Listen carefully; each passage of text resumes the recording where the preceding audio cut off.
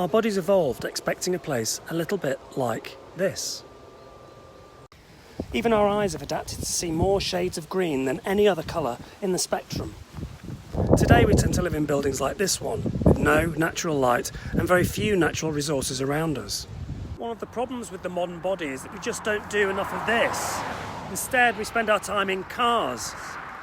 41% of people aged between 40 and 60 in the UK walk for less than 10 minutes every month. I'm by Cregan-Reid and I'm an author and an academic. I'm the author of Footnotes, How Running Makes Us Human, and of Primate Change, How the World We've Made is Remaking Us. Both books are about our bodies and the places where we live, and also how we try to do things in those places.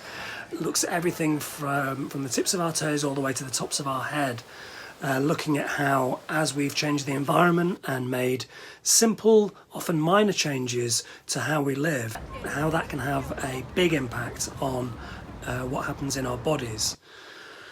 So our DNA adapted over millions of years. It was something that made us ideal hunters out on the savannas of Africa. But now that we live in places that are mainly made of concrete and glass, our bodies are not so perfectly adapted for them. So there are all kinds of changes that are taking place in the human body. For example, the width of our jaws. If I was born 10,000 years ago, my jaw would be much wider. It would also be longer. There's also a much better chance that my teeth would actually fit in my head. And this is because our diet and the way that we grow food has changed substantially in the last 10 to 20,000 years. Our jaws, by the time we get to our adolescence, should be much longer and stronger, so that when our DNA has a plan for our adult teeth to come through, there should be plenty of space in there. But there isn't, so almost everybody in the UK has to have dental work, not just fillings, but they have to have teeth out, they have to have wisdom teeth removed.